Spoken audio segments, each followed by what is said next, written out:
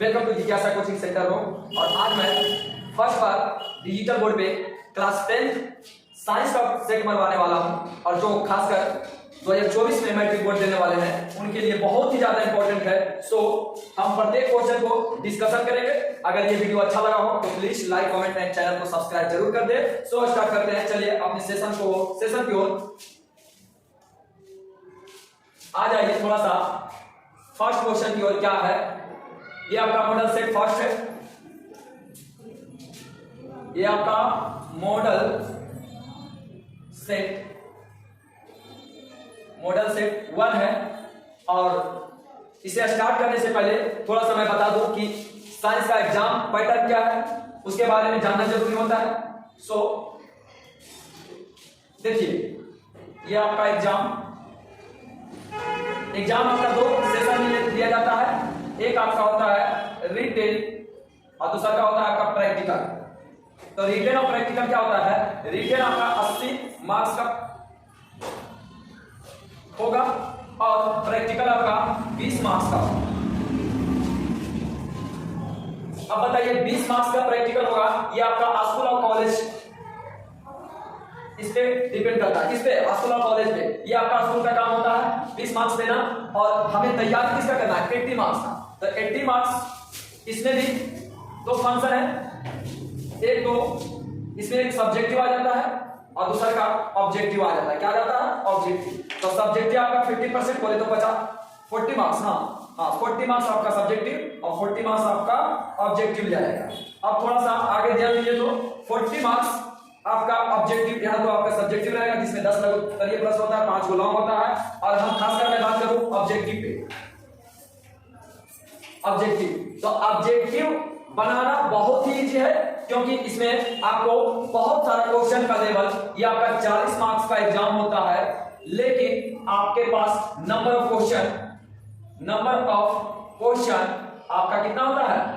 Number of question आपका 80 होता है। सोचिए आपके पास 80 क्वेश्चन अब बनाना है कितना? 40 बनाना है।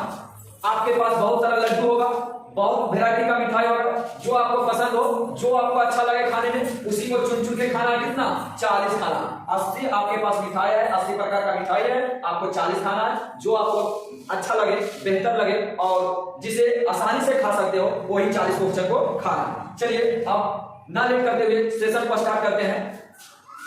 फर्स्ट क्वेश्चन की ओर चलते हैं। ये आपका देखिए secondary school examination board BSEB, ये आपका विज्ञान मॉडल पेपर मॉडल सेट क्या है? 1 है। मॉडल सेट 1 है। कुल प्रश्नों की संख्या 80 है, जिसमें आपको बनाना कितना है? 40। लेकिन इस सेट में 50 क्वेश्चन दे रखा है। कितना है? 50 क्वेश्चन आपके सामने है। अब 50 क्वेश्चन को मैं बारीकी से डिस्कशन करूंगा और आशा है कि आपको बहुत ही बेहतर से समझ में आएगा। सो स्टार्ट करते हैं इस सेशन को। चलिए फर्स्ट क्वेश्चन की ओर चलते हैं।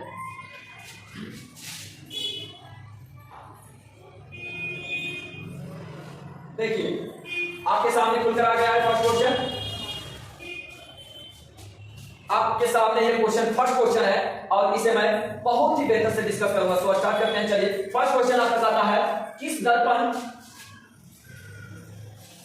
दर्पण की फोकस दूरी ऋणात्मक होती है? किस दर्पण की फोकस दूरी ऋणात्मक होती है? तो ये आपका हो जाएगा अवतल दर्पण। कौन सा दर्पण?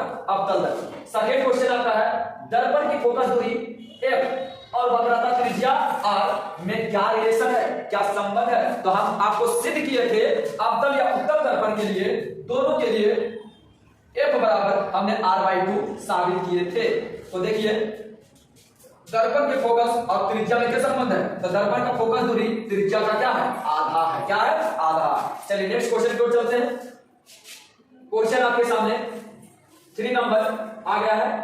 देखिए क्वेश्चन नंबर 3 क्या कहता है? क्वेश्चन नंबर 3 बोलता है कि समान दृष्टि के लिए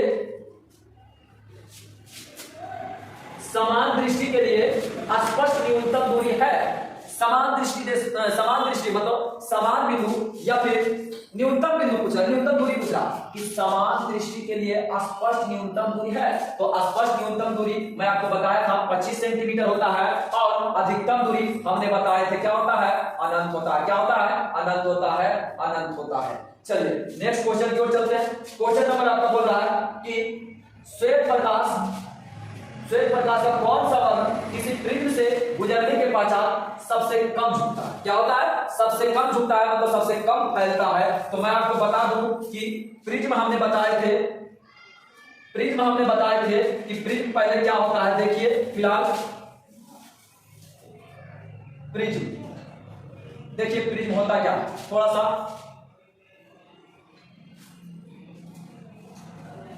ये आपके सामने प्रिज्म है। अब प्रिज्म यहां से भी क्वेश्चन पूछा जाता है कि प्रिज्म कितने सतहों से घिरा होता है। तो एक्चुअली दिख तो रहा है 3 है, लेकिन इसमें कितना सतह होता है? 5 सतह से घिरा होता है। कितना सतह होता है? 5 होता है। देखिए मैं आपको बता दूं, एक ये होता है, ये लाइन हो गया, एक ऊपर वाला लाइन हो गया 2, एक ये हो गया 3, और एक ये हो गया 4, और एक नीचे वाला पृष्ठ होता है। क्या होता है? नीचे वाला पृष्ठ होता है 5 सतह। तो ये थोड़ा सा प्रिज्म क्वेश्चन पे चलते हैं।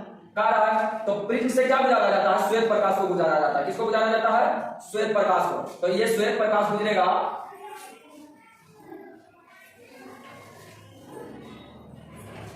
3 3 6 1 7। देखिए तो बताइए सबसे कम कौन गुजरा? सबसे कम कौन, क्या पूछ रहा है ना, सबसे कम कौन झुकता? तो सबसे कम कौन झुका? ऊपर वाला होता है रेड। क्या होता है? रेड होता है। तो सबसे कम आपका कौन झुकेगा? रेड झुकेगा, जो कि option number see the right answer होता है। और यहां से एक और क्वेश्चन पूछा जाता है कि किस रंग का तरंग सबसे अधिक होता है? तो वो भी किसका होता है? लाल रंग का। किस रंग का प्रकीर्णन सबसे अधिक होता है? तो होता है आपका बैगनी होता है, और यही सबसे ज्यादा फैलता है। चलिए नेक्स्ट क्वेश्चन की ओर चलते हैं। नेक्स्ट क्वेश्चन आपके सामने है 5 नंबर। देखिए 5 नंबर क्या कह रहा है? मानव आंख की रेटिना द्वारा बनाई गई छवि होती है, मानव नेत्र के द्वारा कैसा प्रतिबिंब बनता है? तो मानव नेत्र के द्वारा वास्तविक और उल्टा प्रतिबिंब बनता है। वास्तविक और उल्टा प्रतिबिंब बनता है, जो कि ऑप्शन नंबर बी में दिया हुआ है। चलिए नेक्स्ट क्वेश्चन का है, आकाश का रंग नीला प्रतीत होता है। आकाश का रंग नीला प्रतीत होता है किसके कारण? तो प्रकाश का परिकिरण के कारण। क्या हो जाएगा? प्रकाश के परिकिरण के कारण। चलिए नेक्स्ट क्वेश्चन की ओर चलते हैं। क्वेश्चन आपका 6 नंबर हो गया। 7 नंबर की ओर चलते हैं। क्वेश्चन नंबर 7 देखिए क्या दे रखा है। कह रहा है किस दर्पण से वस्तु का प्रतिबिंब बड़ा बनता है? किस दर्पण से वस्तु का प्रतिबिंब क्या बनता है? बड़ा बनता है। तो बड़ा किसमें बनेगा? अवतल में बनेगा। और किस दर्पण से वस्तु का प्रतिबिंब छोटा बनेगा? तो ये आपका उत्तल में। चलिए क्वेश्चन नंबर 8 की ओर चलते हैं। कह रहा है निम्नलिखित में से कौन सा लेंस निकट दृष्टि दोष को ठीक करने के लिए उपयोग किया जाता है? बहुत ही VI क्वेश्चन है। किस निम्नलिखित में से किस लेंस से निकट दृष्टि दोष को दूर किया जा सकता है? तो मैं आपको बता दूं कि निकट दृष्टि दोष होता क्या है। नाम तो सुनकर के लग रहा है कि निकट दृष्टि दोष होने कहने का मतलब है बेचारे को निकट की वस्तु नहीं दिखाई दे रहा। ऐसा ही लग रहा है ना। निकट दृष्टि, निकट मतलब नजदीक, और दृष्टि मतलब देखना, और दोष मतलब बीमारी। कहने का मतलब इसको निकट देखने में इसको क्या है? समस्या। क्या है? समस्या। अब निकट देखने में समस्या, ये नाम सुनकर के लग रहा है, लेकिन एक्चुअली ऐसा होता नहीं होता है। निकट दृष्टि दोष है तो इसमें निकट ही दिखाई देता है, और दिखाई क्या नहीं देता है? दूर। अब दूर में दिखाई देता है तो दूर के लिए अवतल, और निकट के लिए उत्तल है। तो यहाँ से बीमारी में नहीं बोल रहा, यहाँ दूरी, थोड़ा सा दिमाग लगाइएगा। यहाँ निकट दृष्टि दोष है, और निकट दृष्टि दोष में कहता है निकट दिखाई देता है। तो निकट दिखाई देता है, तो दिखाई क्या नहीं देता है? दूर। और दूर के लिए कौन सा लेंस? अवतल लेंस। और निकट के लिए उत्तल लेंस। मैं आपको यहाँ बहुत बड़ा कंफ्यूजन है। देखिए ये अगर निकट देखना है, निकट के लिए होता है उत्तर। निकट के लिए क्या होता है? उत्तर। और दूर के लिए होता है अवतल। दूर के लिए अवतल। अब थोड़ा सा यहाँ ध्यान दीजिएगा कि निकट के लिए होता है उत्तल लेंस, और दूर के लिए होता है अवतल लेंस। क्या लेंस? अवतल लेंस। अब यहाँ कहता है निकट दृष्टि दोष, यहाँ बीमारी है तो निकटे दिखाई देता है, दिखाई क्या नहीं देता है? दूर। और दूर के लिए कौन लेंस? अवतल लेंस। अब आ जाएगा दूर दृष्टि दोष, तो दूरे दिखाई देता है, दिखाई क्या नहीं देगा? नजदीक। और नजदीक के लिए उत्तल लेंस। आशा है कि आपको समझ में आया होगा। चलिए नेक्स्ट क्वेश्चन की ओर चलते हैं। क्वेश्चन नंबर 8 9 देखते हैं। 9 में क्या दे रखा है? देखिए निम्नांकित में से कौन उपकरण विद्युत धारा की उपस्थिति को दर्शाता है? तो ये आपका है मोटर, वोल्टमीटर, जनरेटर। तो ये आपका हो जाएगा गैल्वेनोमीटर। क्या हो जाएगा? गैल्वेनोमीटर। क्यों? क्योंकि गैल्वेनोमीटर क्या काम करता है कि विद्युत धारा के साथ साथ दिशा को भी पता किया जाता है। किसके द्वारा? गैल्वेनोमीटर के द्वारा। आगे है दाएं हाथ के अंगूठे के नियम किसने प्रतिपादित किया? तो दाएं हाथ का नियम किसने दिया था? फ्लेमिंग ने दिया था। चलिए नेक्स्ट क्वेश्चन की ओर चलते हैं। क्वेश्चन नंबर 11, क्वेश्चन नंबर 11 देखिएगा। विभवांतर का यह सारी मात्रक पता है। तब आप बहुत बार हम रिपीट करवाए, बहुत बार इसको थ्योरी में बताया कि विद्युत वाहक बल हो, विभवांतर हो या विद्युत सेल हो, तीनों का ऐसा ही मात्रक क्या होता है, वोल्ट होता है या वोल्टमीटर होता है। तो ये किसका मात्रक है, प्रतिरोध का। किसका है, प्रतिरोध का। प्रतिरोध का ओम किसका मात्रक होता है, प्रतिरोध का। और एम्पियर किसका होता है, विद्युत धारा का होता है। किसका होता है, विद्युत धारा का होता है। और ये कूलम जो कि आवेश का होता है। किसका होता है, आवेश का होता है। चलिए नेक्स्ट क्वेश्चन की ओर चलते हैं। निम्नलिखित में से किस संयोजन द्वारा प्रतिरोध का मान बढ़ता है। किस मतलब कि संयोजन क्या होता है, संयोजन दो प्रकार से होता है, एक श्रेणीक्रम और एक होता है समानांतर का। तो कारण किस संयोजन से प्रतिरोध का मान बढ़ेगा, तो प्रतिरोध का मान किसमें बढ़ेगा, श्रेणीक्रम में बढ़ेगा, और समानांतर में क्या होगा, घटेगा। तो option number A is the right answer. चलिए नेक्स्ट क्वेश्चन को चलते हैं।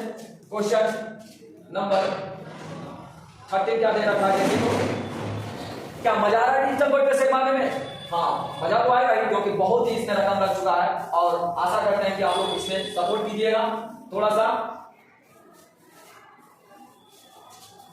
चलिए क्वेश्चन नंबर 13 का रहा है कि चुंबकीय बल रेखा की प्रकृति होती है। चुंबकीय बल रेखा की प्रकृति कैसा होता है, काल्पनिक होता है। कैसा होता है, काल्पनिक होता है। इस प्रकार से ये डॉट लाइन खींचा जाता है और इस प्रकार से ऐसा होता है, काल्पनिक होता है। चलिए नेक्स्ट क्वेश्चन की ओर चलते हैं। क्वेश्चन नंबर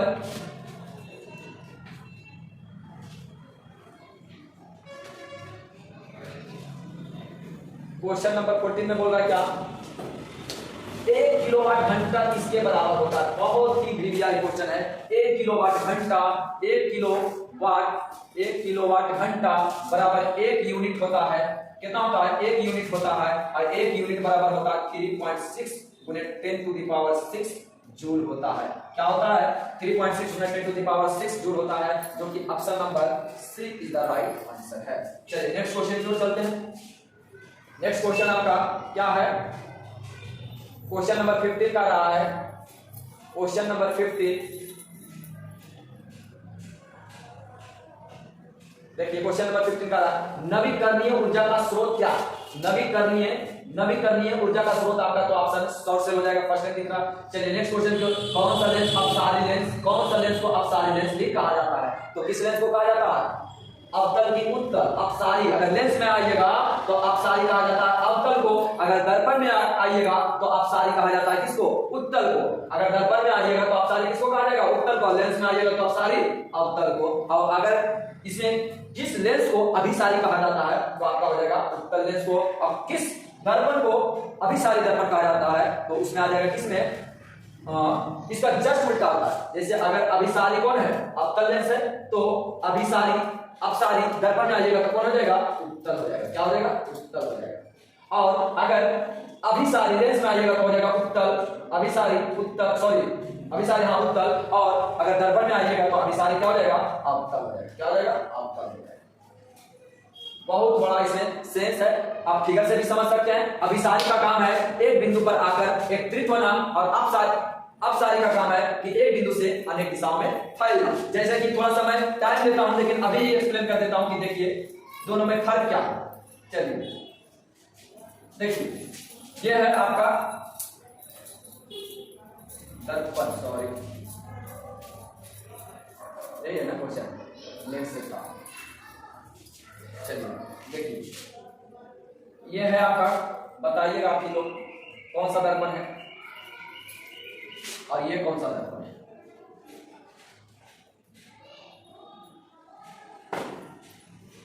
तो ये आपका है कौन सा, ये आपका है अवतल दर्पण। क्या है, अवतल दर्पण। देखिए ये आपका, अगर आपका फोकस है तो ये आपका सेंटर हो जाएगा।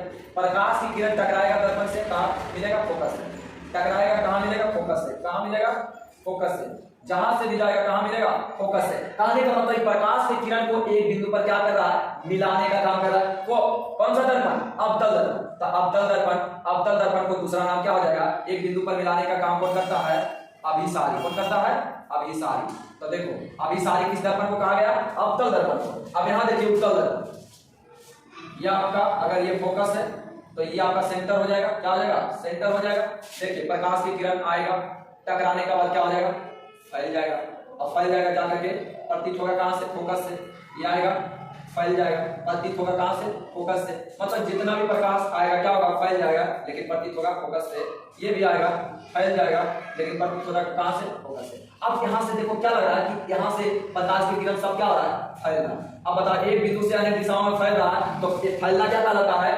अभिसारी। अभिसारी मतलब एक बिंदु पर आकर के मिलती है, और अपसारी मतलब एक बिंदु से अनेक दिशाओं में फैलती है। तो ये आपका कौन सा हो जाएगा? अपसारी दर्पण हो जाएगा। क्या हो जाएगा? अपसारी दर्पण। तो पता चल गया होगा कि अपसारी दर्पण किस दर्पण को कहा जाता है? तो अपसारी दर्पण किसको कहा जाता है? उत्तल या अवतल? ये आपका है उत्तल। तो उत्तल दर्पण को क्या कहेंगे? अपसारी, और अवतल दर्पण को क्या कहेंगे? अभिसारी। आई होप कि आप लोग बढ़िया से समझ गए होंगे। ठीक इसी प्रकार लेंस में होता है, तो लेंस को मैं लेंस के अंत में क्वेश्चन में बता दूंगा। चलिए नेक्स्ट क्वेश्चन की ओर चलते हैं। नेक्स्ट क्वेश्चन आपका है प्रकाश का प्राथमिक वर्ण है, मतलब प्राथमिक रंग है। तो ये हम बताए थे आरजीबी होता है ना। क्या होता है? आरजीबी रेड, ग्रीन और ब्लू, मतलब लाल, हरा और नीला। देखिए तो कहीं है अवसर लाल, नीला, हरा, उपरोक्त में से सभी। चलिए नेक्स्ट क्वेश्चन की ओर चलते हैं। क्वेश्चन नंबर 18 में देखते हैं। 18 क्या दे रखा है? कह रहा है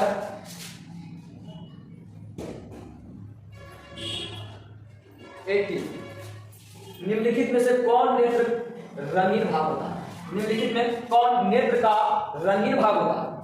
रंगीन। अच्छा, आंख का कलर देने का काम कौन करता है? आंख का जो कलर है, अगर किसी व्यक्ति का कलर ब्राउन है, किसी का ब्लैक ब्राउन है, तो उसका मतलब आंख के कलर देने का काम कौन करता है? तो ये आइरिस नामक आप नाम सुने होंगे, आइरिस। तो आंख ये रंगीन भाग वाला जो पार्ट होता है कौन सा होता है? आइरिस होता है। मतलब जिसका जिस कलर का आइरिस होगा उसके आंख का कलर भी वही होगा। चलिए बहुत ही विधिया क्वेश्चन है। 1 एचपी बराबर होता है, अब आपका 1 एचपी बराबर कितना होगा? 746 वाट होता है। 1 एचपी बराबर 746 watt. Option number A is the right answer. चलिए नेक्स्ट क्वेश्चन की ओर चलते हैं। नेक्स्ट क्वेश्चन आपका क्या है? Question number 20। क्वेश्चन नंबर 20 देखिए क्या है? विशालक शीशा मैग्नीफाइंग ग्लास होता है। तो ये आपका कौन सा हो जाएगा? विशालक शीशा बोले तो मैग्नीफाइंग होता है, तो उत्तल लेंस हो जाएगा। क्या हो जाएगा? उत्तल लेंस। चलिए नेक्स्ट क्वेश्चन की ओर चलते हैं। 21 देखिए क्या है? देखिए जब किसी चालक तार से विद्युत धारा प्रवाहित होती है तो गतिशील कण होता है। अरे भाई, जब किसी तार से विद्युत धारा प्रवाहित करोगे तो इलेक्ट्रॉन प्रवाहित होता है। क्या होता है? इलेक्ट्रॉन, जो कि ऑप्शन नंबर डी का राइट आंसर। अच्छा, यहां से देखिए बहुत ही क्वेश्चन बढ़िया है, जो कि दिमागी क्वेश्चन है। जब तक थोड़ा सा दिमाग नहीं लगा पाएगा ये क्वेश्चन हमसे नहीं बन पाएगा। एम्पियर घंटा मात्रक है। एम्पियर घंटा किसका मात्रक? तो अच्छा दिमाग थोड़ा सा ये लगाओ, ऑप्शन से बाय ऑप्शन से भी मान सकते हैं। एम्पियर घंटा, तो एम्पियर होता है विद्युत धारा का, जो कि आई होता है, और घंटा होता है समय का, जो टी होता है। अब बताइए किसका फॉर्मूला आई टी होता है? हाँ भाई, Q बराबर आई टी होता है ना। Q बराबर आई टी होता है, जो कि Q क्या दर्शाता है? आवेश को। क्या दर्शाता है? आवेश को। तो देखिए आवेश कहीं दे रखा है, आवेश कहीं दे रखा है। हाँ भाई, option number be the right answer. समझ में आया है कि नहीं आया है? फॉर्मूला ये चाहिए बाबू न्यूमेरिकल के लिए। चलिए क्वेश्चन नंबर देख लेते हैं। देखिए निम्नलिखित में कौन सा मात्रक वाट के बराबर? तो वाट किसका मात्रक होता है? शक्ति का होता है। किसका होता है? शक्ति का। देखिए शक्ति नहीं दे रखा है। ओह, इसमें भी दे रखा है मात्रक को, मात्रक नहीं दे रखा है। तो वाट अच्छा किसका होता है? शक्ति का। तो शक्ति यहां लिखिए, शक्ति क्या लिखिएगा? शक्ति। और शक्ति बराबर होता है कार्य बटा समय। क्या होता है? कार्य बटा समय। तो W/T। अब कार्य किसका? कार्य कैसा है? मात्रक जूल, और समय का सेकंड। तो जूल पर सेकंड देखिए है कहीं? हाँ भाई, जूल पर second. Option number A is the right answer. चलिए नेक्स्ट क्वेश्चन की ओर चलते हैं। नेक्स्ट क्वेश्चन आपका है विद्युत धारा का एसआई मात्रक। तो ये सब बहुत ईजी है। विद्युत धारा का एम्पियर हो जाएगा, वोल्ट किसका होगा? विभवांतर का हो जाएगा, वाट शक्ति का हो जाएगा, प्रतिरोध का ओम हो जाएगा। चलिए नेक्स्ट क्वेश्चन की ओर चलते हैं, क्योंकि समय बहुत ही ज्यादा इसमें लग जा रहा है, इसलिए क्वेश्चन की ओर ध्यान देते हैं। चलिए क्वेश्चन आपका है ग्लोबल वार्मिंग के लिए उत्तरदायी होता है, तो ये आपका कार्बन डाइऑक्साइड होता है। ऑप्शन नंबर सी का राइट आंसर। शरीर में भोजन का पचना किस प्रकार की विक्रिया है, तो उपचयन विक्रिया। चलिए नेक्स्ट क्वेश्चन की ओर चलते हैं। क्वेश्चन नंबर 27 देखिए, कली चूना पर जब जल डाला जाता है तो तब अभिक्रिया होती है। बहुत अच्छा क्वेश्चन है। देखिए हम बाजार से लाते हैं कली चूना, मतलब CaO लाए, उसके बाद हमने इसमें क्या किए, जल डाले, तो जल का ऐसा मात्रक H2O। अब ये क्या रिएक्शन करेगा, CaOH के हॉल 2 अब प्लस में बहुत ही भयानक में ऊष्मा उत्पन्न करेगा। क्या करेगा, ऊष्मा उत्पन्न करेगा। तो वैसी रासायनिक अभिक्रिया जिसमें ऊष्मा उत्पन्न हो उसे ऊष्मा क्षेपी अभिक्रिया कहा जाता है। ए इज द राइट आंसर। चलिए निम्नांकित में कौन सबसे अधिक अभिक्रियाशील है, सबसे अधिक क्रिया, तो हम सक्रियता श्रेणी बताए थे, सक्रियता श्रेणी में बताए थे कि सबसे अधिक अभिक्रियाशील कौन है, तो भाई ऑप्शन देखना पड़ेगा, क्योंकि सक्रियता श्रेणी में आता है lithium, potassium, sodium, aluminium, zinc, iron, tin, lead. तो इसमें देखिए है टिन, लेड, कॉपर, मरकरी, सोना, चांदी, प्लेटिनम। तो ये ऑप्शन में सबसे पहले कौन आ रहा है, कॉपर, इसलिए ए इज द राइट आंसर हो जाएगा। ये आपको इस क्वेश्चन से स्टार्ट से क्वेश्चन पूछा जाता है। इसमें सक्रियता श्रेणी को ध्यान से देखिएगा, जो सबसे ऊपर होगा वो सबसे अधिक अभिक्रियाशील होगा और जो सबसे नीचे होगा वो आपका सबसे कम अभिक्रियाशील होगा। कहने का मतलब है कि जैसे सोडियम, लिथियम, लिथियम, पोटेशियम और सोडियम, मतलब सोडियम और पोटेशियम को खुली हवा में छोड़ नहीं सकते हैं, खुली हवा में छोड़ने से ये आग पकड़ सकते हैं। इसलिए सोडियम को पता होगा कि आपको केरोसिन के तेल में रखा जाता है, क्योंकि बहुत जल्दी अभिक्रिया कर लेता है। चलिए नेक्स्ट क्वेश्चन की ओर चलते हैं। नेक्स्ट क्वेश्चन आपका है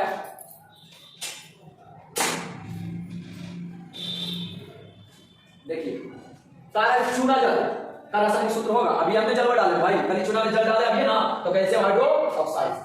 कोई विलयन लाल लिटमस को नीला कर देता है तो पीएच मान होगा। हाँ भाई बहुत इंपॉर्टेंट इसमें इस चैप्टर से, इस टॉपिक से है, क्योंकि पीएच स्केल बहुत ही आपके एग्जाम के लिए वीवीआई पॉइंट बनता है। तो फर्स्ट ऑफ ऑल मैं बता दूं कि पीएच स्केल होता क्या है।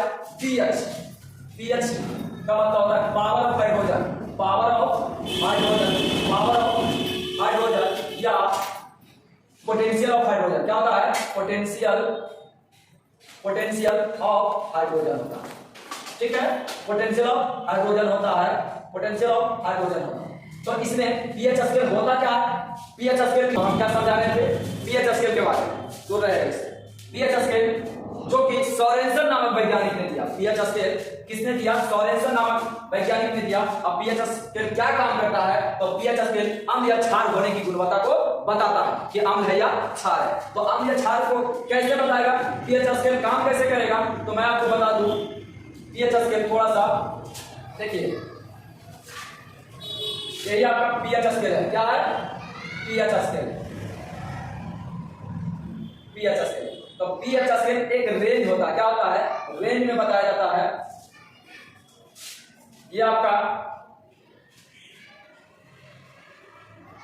इस प्रकार से होता है। तो पीएच स्केल 0 से 7 और 7 से 14, यही आपका रेंज होता है, पीएच स्केल का रेंज होता है। तो पूछा जाता है पीएच स्केल का मान होता है तो 0 to 40, 0 to 40। लेकिन अम्ल और क्षार को कैसे बताएगा, तो उन्होंने कहा था कि जब पीएच किसी भी विलयन का पीएच मान 7 से कम होगा, क्या होगा, 7 से कम होगा, 7 से कम होगा, क्या होगा, 7 से कम होगा, क्या होगा, 7 से कम होगा, तो वो अम्ल कहलाएगा। क्या कहलाएगा, अम्ल कहलाएगा। और जब किसी विलयन का पीएच मान 7 होगा तो ये आपका उदासीन कहलाएगा। क्या कहलाएगा, उदासीन कहलाएगा। और जब किसी विलयन का पीएच मान 7 से अधिक होगा, क्या होगा, 7 से अधिक, तो 7 से अधिक होगा तो क्या कहलाएगा भाई, 7 से अधिक होगा तो ये क्षारक कहलाएगा। क्या कहलाएगा, क्षारक कहलाएगा। आशा है कि आपको समझ में आया होगा। मतलब कि किसी विलयन का पीएच मान अगर 7 से कम होगा तो क्या कहलाएगा, अम्ल, और 7 से अधिक होगा तो क्या कहलाएगा, क्षारक, और 7 होगा तो क्या कहलाएगा, उदासीन कहलाएगा।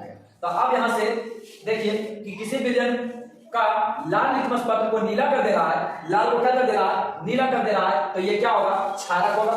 इसमें 2 पॉइंट याद रखना होगा आपको, 2 पॉइंट क्लियर करना होगा कि जब किसी विलयन का, जब किसी लाल लिटमस जब किसी लाल लिटमस पेपर को अगर नीला कर देगा तो वो क्षारक होगा। क्या होगा? क्षारक होगा। और क्षारक का पीएच मान हमने अभी बताए थे कि 7 से अधिक होता है, 7 से अधिक होता है। तो देखिए ऑप्शन में 7 से अधिक कहां है, तो एक तो 11 है और एक तुम्हारा 10 है, तो दो ही तो है जो कि 11 भी है और 10 भी है, तो ऑप्शन नंबर ए और बी दोनों हो जाएगा, जो कि ऑप्शन नंबर डी में है। अब यहां से क्वेश्चन, जब किसी नीले लिटमस पेपर को क्या कर देता है? लाल कर देता है, तो वो आपका क्या कहलाएगा? अम्ल कहलाएगा और अम्ल का पीएच मान 7 से कम होगा। चलिए नेक्स्ट क्वेश्चन की ओर चलते हैं। क्वेश्चन नंबर 31 में देखते हैं, एल्काइन में कार्बन के कितने सहसंयोजन बंधन होते हैं? किसमें? एल्काइन में। तो एल्काइन में क्या होता है? 3 होता है। ग्लूकोज का रासायनिक सूत्र, आपका एक रासायनिक सूत्र से भी क्वेश्चन रहेगा, तो ग्लूकोज 6H12O6 होता है। Option number A is the right. Glucose पूछ देगा, खाने वाला सोडा पूछ देगा, ब्लीचिंग पाउडर पूछ देगा, या फिर संगमरमर पूछ देगा, खड़िया पूछ देगा, आपका सिंदूर पूछ देगा। रासायनिक सूत्र से क्वेश्चन रहेगा, इसलिए आप रासायनिक सूत्र को थोड़ा सा ध्यान से देख लीजिएगा। ग्लूकोज हो सकता है चीनी पूछ दे, तो चीनी का क्या होगा? C12H22 कोई 11 होता है, किसका? चीनी का। अब ग्लूकोज का C6H12O6 होता है। यूरिया का भी पूछता है NH2CO NH2। चलिए नेक्स्ट क्वेश्चन की ओर चलते हैं। क्वेश्चन नंबर 33 क्या दे रहा है? उच्च वसीय अम्लों के सोडियम लवण कहलाते हैं। क्या कहलाते हैं? साबुन, अपमार्जक, प्लास्टिक या रबर। क्या कहलाएगा? उच्च वसीय अम्लों का सोडियम लवण कहलाता है या आपका साबुन। देखिए CHO अभिक्रियाशील मूलक है, CHO आपका एल्डिहाइड आ जाएगा। क्या आ जाएगा? एल्डिहाइड आ जाएगा। नेक्स्ट क्वेश्चन की ओर चलते हैं। क्वेश्चन नंबर 35 क्या दे रहा है? आवर्त सारणी के किसी आवर्त में बाएं से दाएं जाने पर तत्वों की परमाणु त्रिज्या क्या होगा? बाएं से दाएं जाएंगे तो पहले घटेगी और फिर बढ़ेगी। Option number B is the right answer हो जाएगा। क्या कर रहा है? आवर्त सारणी के किसी आवर्त में बाएं से दाएं जाने पर, तो बाएं से दाएं जाने पर तो ये आपका घटना चाहिए, घटेगी। Option number A is the right answer हो जाएगा, ए इज द राइट आंसर हो जाएगा। चलिए नेक्स्ट क्वेश्चन की ओर चलते हैं। निम्नलिखित तत्वों के उनके अधातु के गुण के अनुसार बढ़ते क्रम में लिथियम, ऑक्सीजन, कार्बन और बेरिलियम और क्लोरीन को देखना। तो आपका अधातु के बढ़ते हुए गुण के क्रम में बताना है, अधातु के बढ़ते हुए गुण के क्रम में, तो ये हो जाएगा लिथियम, बेरिलियम, कार्बन, ऑक्सीजन और chlorine. Option number B is the right answer. चलिए नेक्स्ट क्वेश्चन की ओर चलते हैं। देखिए क्वेश्चन नंबर 37 में कहा सिलिकॉन क्या? तो सिलिकॉन एक उपधातु है या धातु है? उपधातु है। सिलिकॉन क्या होगा? सॉरी एक था ना क्वेश्चन। सिलिकॉन क्या है? तो सिलिकॉन एक धातु है। निम्नलिखित में कौन विद्युत धनात्मक तत्व? विद्युत धनात्मक तत्व। तब विद्युत धनात्मक कब होगा? जब इलेक्ट्रॉन को ग्रहण करेगा तब, आपकी इलेक्ट्रॉन को त्याग करेगा तब। तो जब कोई तब इलेक्ट्रॉन को त्याग करता है तो उसमें पॉजिटिव चार्ज होता है। तो देखिए इसमें कार्बन, और बताइए कि धातु है, यहां से पूछ रहा है निम्नलिखित में कौन विद्युत धनात्मक तत्व है? तो इसमें सोडियम का देखिए, कार्बन, सोडियम का देखिए ऑप्शन नंबर सी। ऐसे सबको वाइब्रेशन चेक कर सकते हैं। ये आपका अधातु है और सोडियम देखिए 2 8 एक तत्व, जब सभी तत्व, कहने का मतलब है कि कोई भी तत्व आपने बाह्यतम कक्षा में अधिकतम इलेक्ट्रॉन की संख्या कितना होना चाहिए? 8 होना चाहिए। और कोई भी तत्व चाहता है कि हम अपने आप को बैलेंस कर दें, और बैलेंस करने के लिए उसका बाह्यतम कक्षा में कितना इलेक्ट्रॉन होना चाहिए? 8 होना चाहिए। अब 8 होना चाहिए, या तो इसको 7 इलेक्ट्रॉन चाहिए, या तो 1 इलेक्ट्रॉन को त्याग कर सकता है। तो बताओ रे भाई साहब, इसको पास 1 इलेक्ट्रॉन है और 7 इलेक्ट्रॉन को लेने के लिए इसका औकात होना चाहिए कि नहीं? तो ये कहता है कि 7 इलेक्ट्रॉन हमको दे दो, हम बैलेंस हो जाएंगे, आप छटपटाना। तो क्या ऐसा हो सकता है? अब सपोज करो कि आप ही कौन बोलेंगे कि हम एक भाई है और हमें 7 भाई की जरूरत है, हमें अपने आप को मजबूत करने के लिए, तो कहेगा कि हम ही सातों तो एक भाई को उठा के चल जाते हैं। तो यही काम यहाँ किया जाता है। 1 इलेक्ट्रॉन को बेचारा मजबूरन में त्याग करना पड़ता है, क्योंकि उसको बैलेंस करना है। और एक इलेक्ट्रॉन को, अब जब कोई तत्व जितना इलेक्ट्रॉन का त्याग करता है उस पर उतना पॉजिटिव चार्ज होता है, मतलब चढ़ता है। वो इतना इलेक्ट्रॉन उस पर उतना ही धनात्मक विद्युत आयन, मतलब पॉजिटिव आयन चढ़ता है। अब यहाँ से देखिए तो विद्युत धनात्मक, तो इस सोडियम के परमाणु संख्या 11 होता है, 1 इलेक्ट्रॉन का त्याग किया तो ये इस पर पॉजिटिव 1 प्लस हो जाएगा। तो विद्युत धनात्मक तत्व हुआ कि नहीं? विद्युत धनात्मक। ऑप्शन नंबर सी का राइट आंसर। चलिए नेक्स्ट क्वेश्चन की ओर चलते हैं। ओहो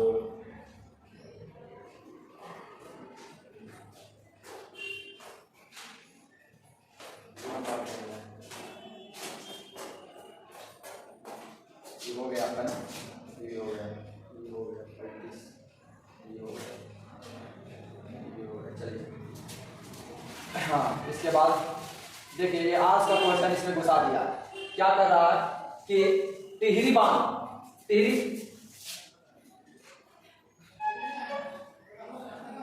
हाँ चुप है, टिहरी बांध का निर्माण किस प्रदेश में किया गया था? टिहरी बांध का निर्माण उत्तराखंड में किया गया है। निम्नांकित में किस धातु को केरोसिन में डुबा कर रखा जाता है? हम अभी बताए थे ना कि उसे खुला स्थान में छोड़ देने पर वो क्या होगा, आग पकड़ने की संभावना होती है, इसलिए उसको केरोसिन में रखा जाता है। किसको? सोडियम। चलिए नेक्स्ट क्वेश्चन की ओर चलते हैं। क्वेश्चन नंबर 41 क्या कहता है?